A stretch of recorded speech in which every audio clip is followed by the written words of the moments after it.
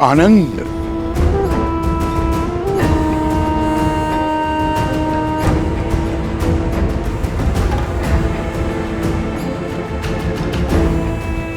कोई बात नहीं, अभी कुछ देर में तुम्हारे मित्र प्रतिस्पर्धा जीत जाएंगे और तुम उनका सत्य सबके सामने उजागर करोगे। फिर हम दोनों उत्सव मनाएंगे।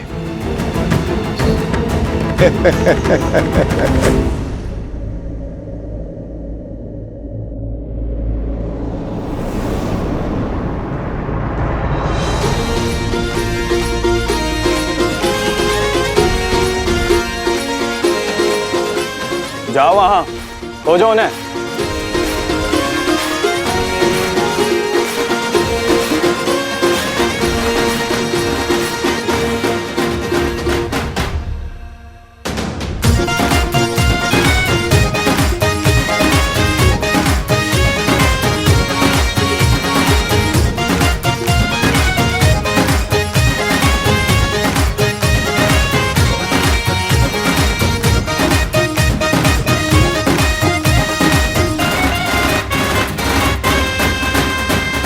यदि माता के आदेश की बेड़ियां ना होती तो अब तक प्रभु श्री राम के आशीष पा चुके होते, कदाचित माता सीता के भी।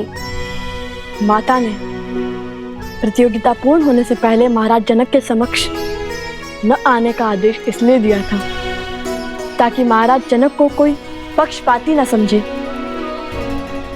और यदि ये आदेश ना हुआ होता तो प्रतियोगिता स्थल से इतनी दूर, इतनी बाधाएं पार कर स्पर्धा में भी ना जीते होते। उचित है। और वैसे भी प्रभु श्री राम का आशीष तो देर सवेर भी ले लेंगे हम।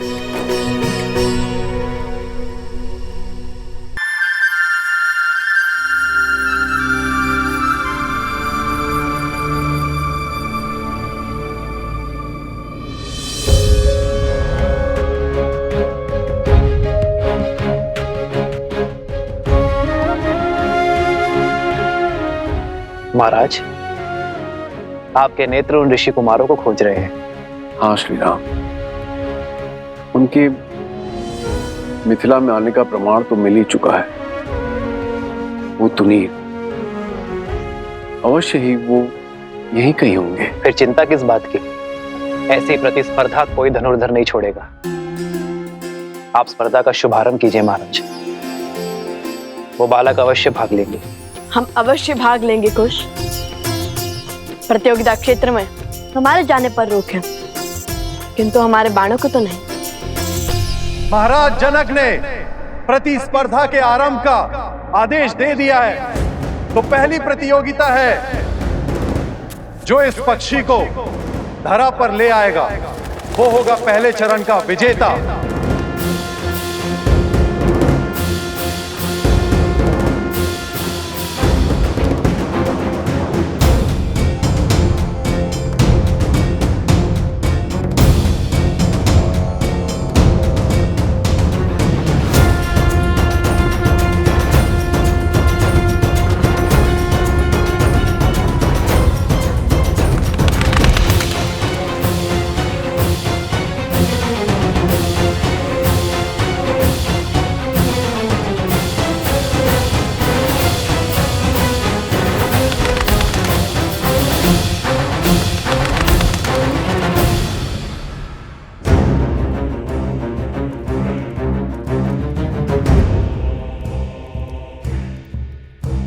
पुनः यही आ पहुंचा। वहां जाता हूँ जैसे आया था।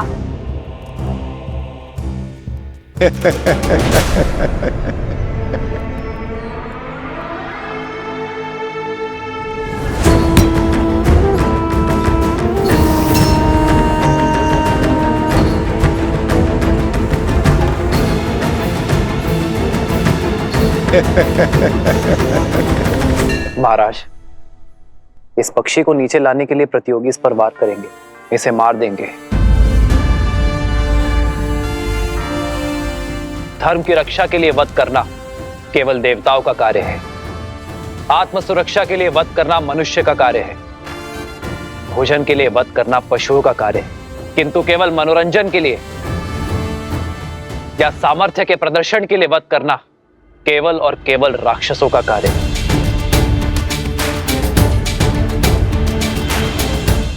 उचित कहा प्रभु, किंतु अब क्या किया जाए? इस पक्षी को बिना मारे भूमि पर लाना होगा। उसे आहत करना निषेध है। उचित कहा आपने श्री राम। मैं ये कैसे नहीं समझा। जिन ऋषि कुमारों की मुझे खोज है वो इस प्रतियोगिता में जीव हत्या कदापि नहीं करेंगे। भ्राता कुशाध्वज,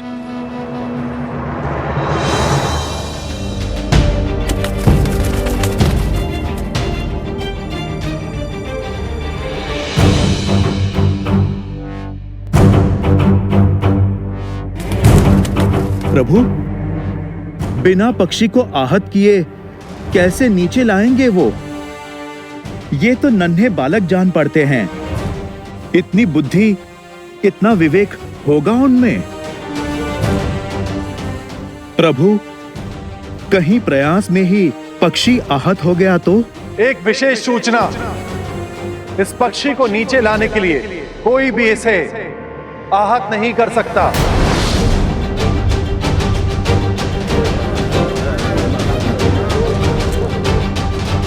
अरे बिना वार किए नीचे कैसे लाएंगे?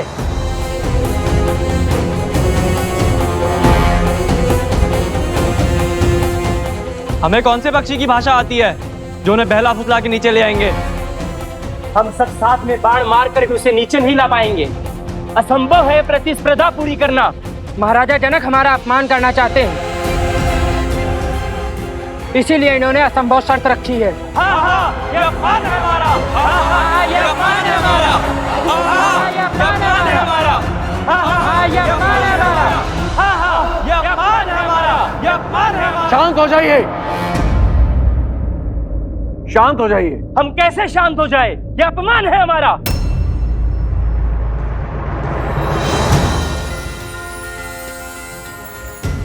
जय श्री राम। भैया वो देखिए, हनुमान जी, हनुमान जी। जय हनुमान, जय बजरंगबली। धन्य हो गए हम। पहले प्रभु श्री राम और अब हनुमान जी के भी दर्शन हो गए हमें। ऊपर माता सीता के दर्शन हो जाए। राम नाम से सागर में पत्थर तैर गए महाशय, और आप कहते हैं बिना मारे पक्षी को नीचे लाना असंभव है। प्रतियोगिता का नियम है तो उसे पूरा करने वाला भी होगा, अन्यथा हार मान के अपने ध्वज को लज्जित करके आप चले जाइए यहां से।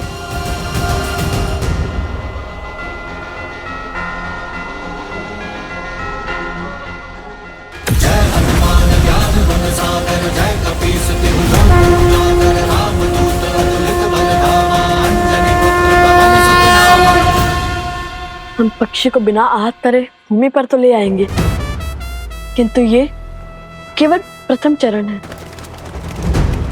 और हमारे इस कार्य से महाराज जनक को भी ज्ञात हो जाएगा कि हम प्रतियोगिता क्षेत्र में आ चुके हैं। हाँ, उनके जान जाने में कोई समस्या नहीं है। समस्या तो प्रतियोगिता में भाग लेने से पहले उनसे मिलने में है। नहीं कुश, अभी प्रतियोगिता के कई चरण शेष हैं। यदि प्रतियोगिता पूर्ण होने से पहले प्रभु या महाराज जनक ने हमें पकड़ लिया तो माता के आदेश का उल्लंघन होगा। उन्होंने प्रतियोगिता पूर्ण होने से पहले महाराज जनक से ना मिलने का आदेश दिया था। तुम दोनों वहां स्पर्धा में भाग लेने के लिए जा रहे हो तो बाकी प्रतियोगियों से भिन्न नहीं रहना, क्योंकि यदि उन्हें ज्ञात हुआ कि तुम दोनों मिथिला नरेश को जानते हो तो बातें बनेंगी। अर्थात हर बार प्रतियोगिता जीतकर हमें अपना स्थान बदलना होगा जब तक प्रतियोगिता पूर्ण ना हो जाए। चलो पहले ये चरण तो जीत ले।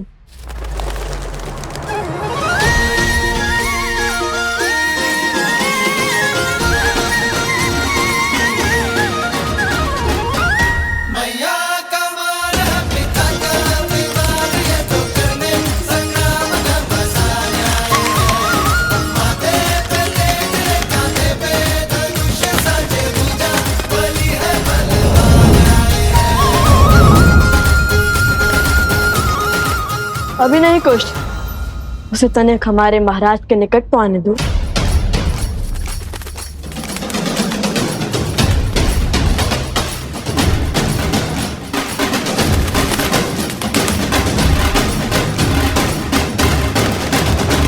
अब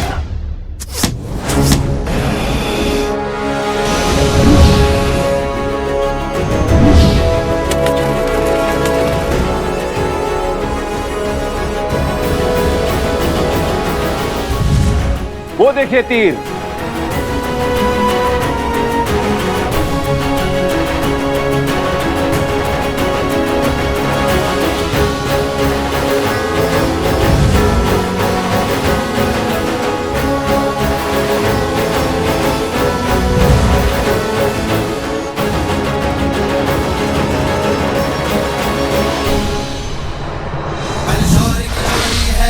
महावीर भी करते प्रणाम, जो करे प्रहार तो हिल जाए धरती पर्वत आसमान।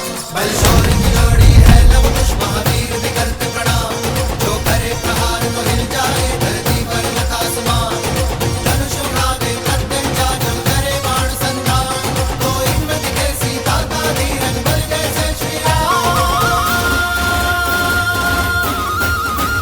जाते राम की मर्यादा सीता का बलिदान, इनमें भक्ति में छोटे तो हनुमान आए।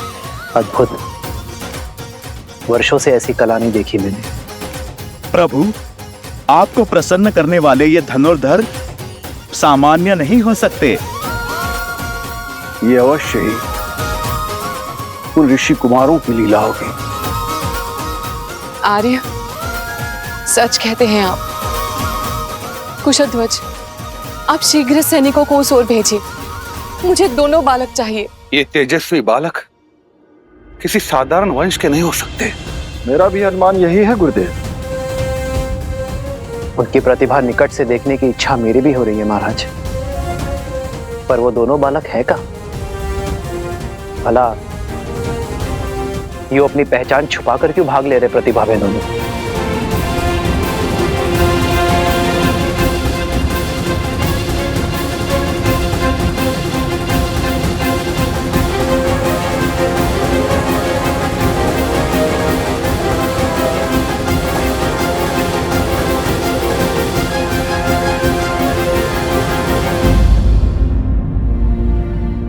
मुझे पूर्ण विश्वास है कि ये वही वीर बालक है, किंतु ये छुप छुप किस प्रथा में भाग क्यों ले रहे हैं? उन बालकों को खोजना चाहते हैं तो प्रतिस्पर्धा आगे बढ़ाइए महाराज। जिन्होंने पहले चरण में अपना शौर्य दिखाया है, वो दूसरे चरण में भी अपनी उपस्थिति अवश्य दिखाएंगे।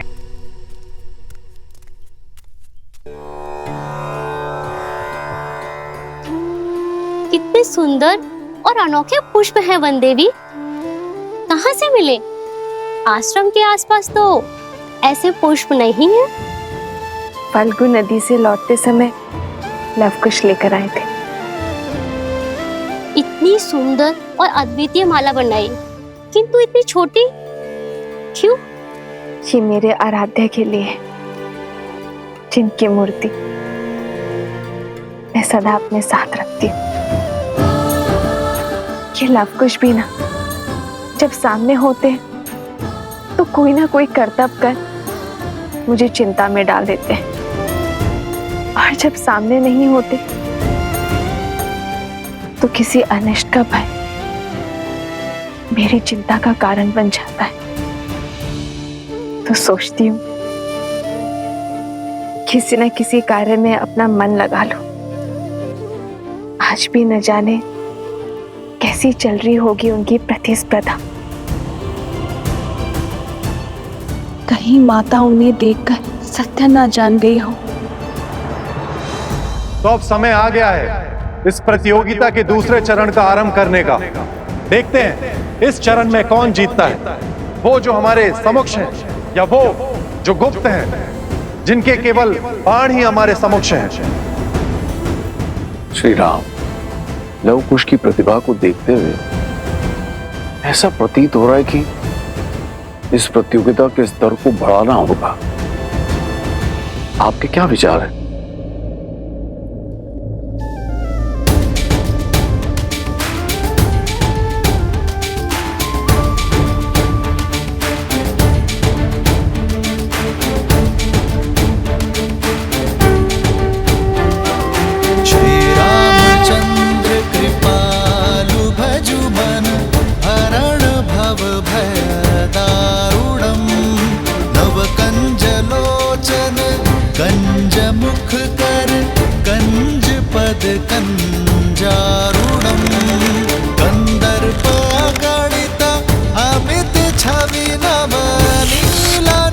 नीरज सुंदरम पटपीतमानहु तडित रुचि सुचि नौमि जनक सुतावरम श्री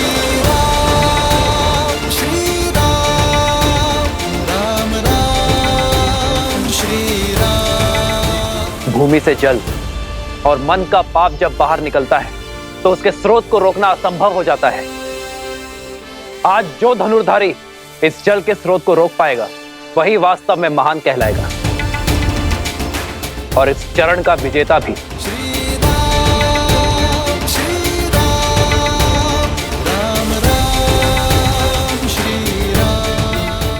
भूमि से निकले जल को रोकना कठिन होगा। अत्यंत कठिन कार्य है श्री राम। किसी भी भूमि से जल निकालना गुरु अपने शिष्य को अवश्य सिखाते हैं, किंतु धरा से निकलते जल को रोकना ये हर किसी के बस की बात नहीं है। वीरों को परख रहे हैं महाराज। परीक्षा इतनी सरल कैसे हो सकती है? देखते हैं उन ऋषि कुमारों ने विद्या सीखी है या नहीं।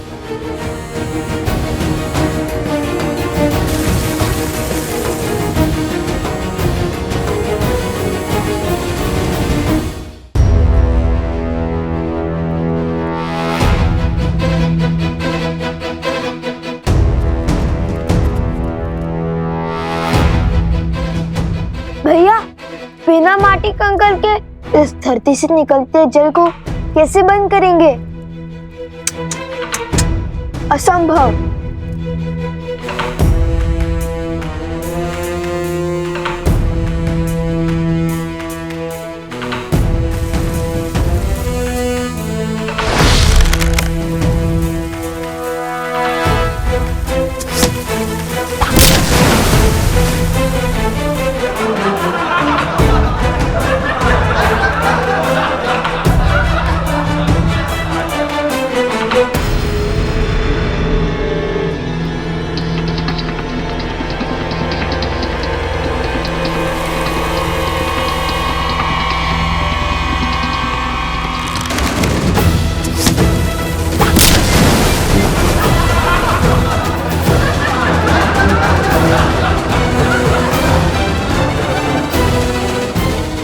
स्मरण है भगवान वाल्मीकि ने हमें क्या कहा था? ईश्वर कोई कठिनाई ऐसे ही नहीं देता इसका हल संभव ना हो। अर्थात हमें समस्या पर नहीं, उनके शब्दों पर ध्यान देना चाहिए। श्री राम की दी हुई चुनौती को ठीक से समझना चाहिए। उनके मुख से निकले हर शब्द में ही संकट का हल होता है, किंतु सरल तो ये भी नहीं होगा, क्योंकि महान व्यक्ति और व्यक्तित्व के मुख से निकले शब्दों को समझने में कभी कभी पूरा जीवन निकल जाता है। अरे शीघ्र हल खोजिए भैया, जीवन भर यही थोड़ी ना छुपे बैठ सकते हैं। मन के गर्त से निकले पाप को रोकने के लिए क्या उपाय हो सकता है? ईश्वर की कृपा, और क्या।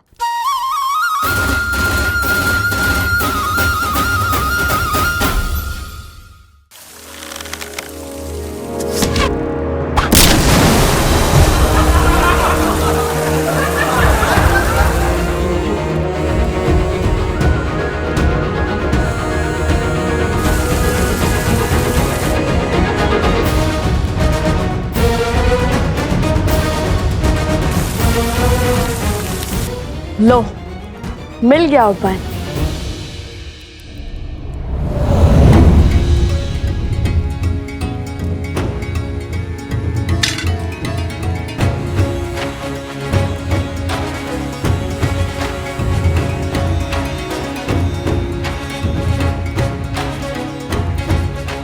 जल का प्रभाव नीचे से ऊपर है, तो उसे रोकने के लिए हमें उसका विपरीत अर्थात ऊपर से दबाव बनाना होगा।